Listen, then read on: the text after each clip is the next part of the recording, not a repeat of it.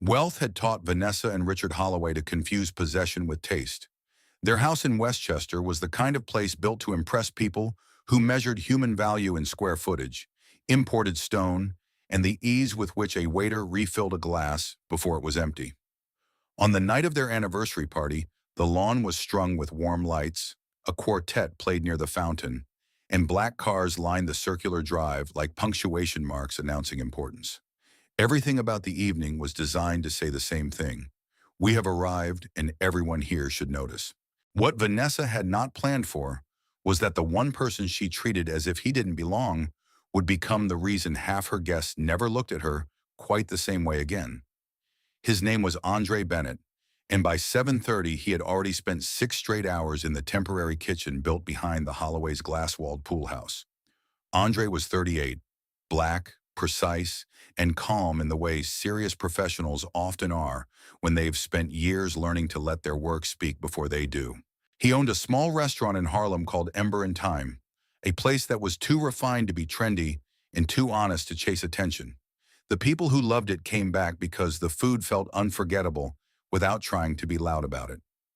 Andre had opened it 5 years earlier after nearly a decade cooking in other people's kitchens, learning from chefs who believed talent mattered more than ego, and from others who proved the opposite every day. He had built his reputation slowly, plate by plate, review by review, until those who knew food began mentioning his name with a certain quiet respect. The Holloways had not hired him because they knew any of that. Vanessa had found Ember and Thyme through a luxury event planner who promised something elevated but approachable. She liked the photos. She liked the menu language. She liked the idea of being able to tell guests she'd brought in a hidden gem from the city. What she did not like, though she never said it directly at first, was that the hidden gem was a black man who carried himself with more authority than she expected from someone she considered hired help. From the moment Andre arrived, Vanessa's tone had the polished edge of someone determined to remind another person exactly where they stood. She was white, early 40s, impeccably dressed, beautiful in the curated way that money makes easier, and she moved through the property with a smile that looked perfect in photographs and brittle in real life.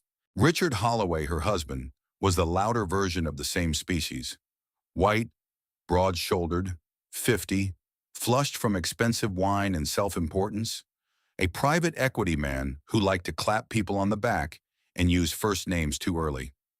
He called everyone "my friend" in the same tone men use when they mean "my subordinate." At first, the humiliation came in small cuts. Vanessa inspected Andre's plated hors d'oeuvres and asked whether they looked a little too artistic for guests who expected proper food. Richard tasted a lamb crostini and said, "Not bad at all," with the surprised grin of a man complimenting a trick dog for balancing on 2 legs. When Andre introduced a smoked peach glaze for the duck course, Vanessa tilted her head and asked, "Is that what people are doing now downtown?" As though originality could only belong in neighborhoods she considered fashionable and temporary. Andre answered politely, adjusted where necessary, and kept cooking. He had learned long ago that some wealthy clients did not hire expertise because they respected it. They hired it because they liked renting excellence for the evening. By 8:15, the party was in full swing.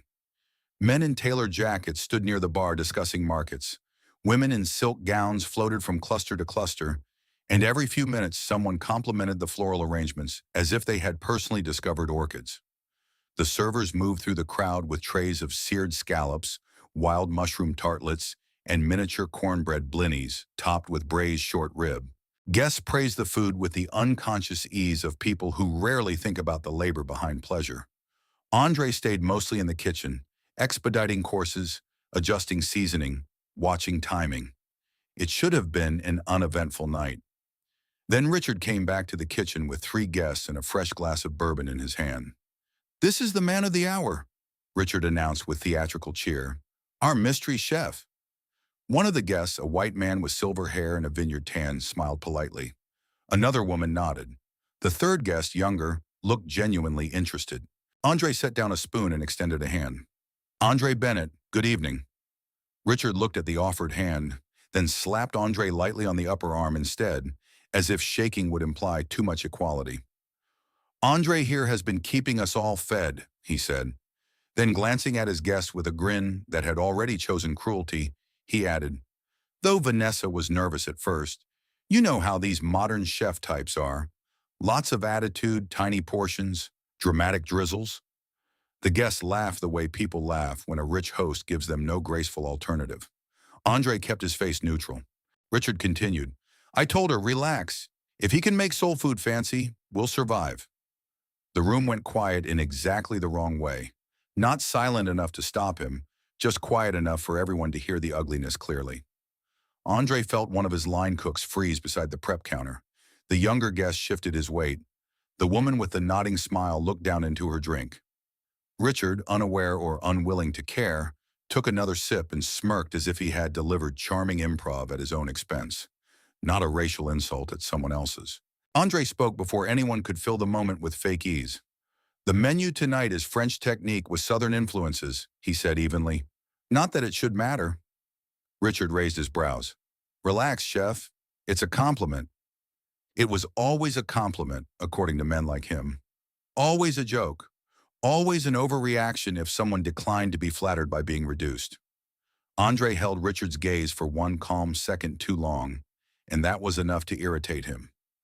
Vanessa appeared in the doorway then, having sensed tension and preferring to control it rather than understand it. Is there a problem? None at all, Richard said. I was just telling them our chef brings cultural flair. Vanessa laughed softly, then looked at Andre. Just make sure the main course goes out on time. The last thing we need is a kitchen mood. It was the phrase that did it. Not the worst thing said all evening, but the cleanest expression of how she saw him. Not a professional, not the architect of the meal all her guests were praising. A mood, a possible inconvenience, something to be managed if it became too visible. Andre nodded once. The food will be on time. Richard gave him a mock salute with his glass and led the guests back outside. One of Andre's sous chefs, Matteo, muttered in disbelief, You want me to say something to the planner? Andre shook his head. No, finish the jus. He went back to plating because dignity sometimes looks like restraint before it looks like victory. At 9 o'clock, the main course began leaving the kitchen. Roast duck breast with smoked peach glaze, charred broccolini, sweet corn puree, and a pepper thyme reduction so balanced it made people stop talking mid-sentence. One by one, the guests tasted it and visibly changed expression. Conversation slowed. Compliments rose from every part of the tented terrace. Even people who had spent the evening performing indifference to impress one another found themselves focusing on the plate. Vanessa noticed and seemed pleased, but not enough to return to the kitchen with gratitude. Richard, flushed now from praise and bourbon, took credit indirectly by telling 3 separate tables he had an eye for talent. Then a black town car rolled into the driveway 20 minutes late. The event planner hurried out to meet it, suddenly nervous in a way she had not been all evening. A woman stepped out first, white, elegant, mid-60s, wearing a simple navy dress that looked expensive precisely because it did not need to prove it. A man followed, older, quiet, observant. The planner practically fluttered.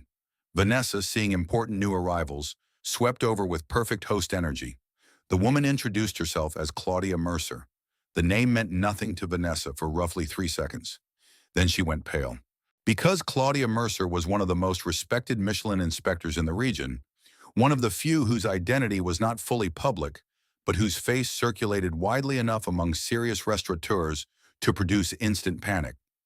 She was attending, it turned out, as the guest of the younger man Richard had brought into the kitchen earlier, a board member of a hospitality foundation who had mentioned the party to her because he'd heard the chef was someone worth knowing. Claudia almost never accepted invitations like this. Tonight she had. Vanessa's entire posture changed. Ms. Mercer, what an honor. Claudia smiled politely. Thank you. I've heard the food is remarkable. Vanessa laughed with sudden modesty. We're very particular about who we bring in. Richard materialized at her side, all charm and teeth. We only wanted the best. Claudia looked at both of them for a moment with the practiced stillness of someone who had spent a career separating performance from substance. Wonderful, she said. Then I'd love to meet the chef. For the first time all evening, neither Holloway answered immediately. The planner started to speak. Vanessa cut in too quickly. Of course, after dessert perhaps. No, Claudia said lightly. Now, if possible, I always prefer to thank the kitchen while the work is still warm. There was no way around it. Richard led the way back toward the pool house, smiling too hard. Vanessa followed with Claudia and her companion just behind. Andre was at the pass finishing the final plate when the group entered. He looked up, saw the faces, and immediately understood one thing. The energy had changed.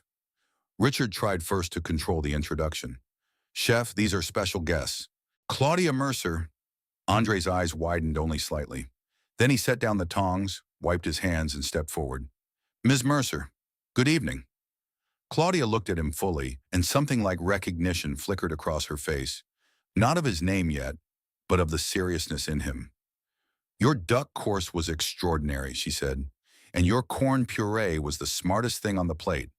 What is your name? For half a second, nobody moved. Andre answered, Andre Bennett. Claudia repeated it softly, then smiled. Ember in time. Now it was Andre's turn to pause. You know it? I visited twice, she said. Once in February, once in April. I had intended to return quietly in the fall. The kitchen went still. Richard stared, trying and failing to understand the geometry of what was happening. Vanessa's carefully maintained face had gone blank around the edges. Claudia continued, still looking at Andre, not them. I remember the braised oxtail agnolotti and the fennel ash on the striped bass. I remember thinking that your kitchen had uncommon discipline. She tilted her head slightly. I did not know you were catering private events. I'm selective, Andre said. Good, Claudia replied. Then after the smallest pause, she asked the question that finished the evening. Have these people been treating you with the respect your work deserves? The silence that followed was total. Richard tried to laugh. Oh, come now. Claudia turned her head and looked at him once. It wasn't loud. It didn't need to be. He stopped speaking instantly. Andre could have lied. He could have rescued the room, protected the contract, chosen professionalism over honesty, the way black professionals are so often expected to do for the comfort of people who insult them. Instead, he said, in the same calm tone he had used all evening, not especially. No one breathed. Claudia nodded once, as if confirming something she had already suspected the moment she entered this kitchen and saw who had power and who had poise. That is unfortunate, she said. Then to Vanessa and Richard, talent is rarer than money, if he had a card. He did. She took it, if he had a card. He did. She took it, placed it carefully in her bag, and said, I hope your dining room is ready for a very busy autumn.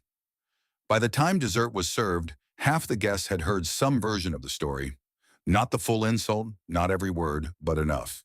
Enough to understand that the celebrated chef had not been discovered by the Holloways so much as insulted by them moments before being recognized by someone whose opinion actually mattered. It changed the chemistry of the party. Guests who had laughed too easily earlier now avoided Andre's eyes when they passed the kitchen. Others, more decent or more embarrassed, stopped to thank him sincerely. One older woman asked where his restaurant was and wrote the name down twice. Knight. Near the end of service, Vanessa Knight. Near the end of service, Vanessa entered the kitchen alone. The confidence was gone from her posture now. In its place was the stiff fragility of someone trying not to look panicked. Andre, she said, if anything earlier came across badly. He looked at her without hostility, which somehow made it harder for her. It did. She pressed her lips together. That wasn't our intention.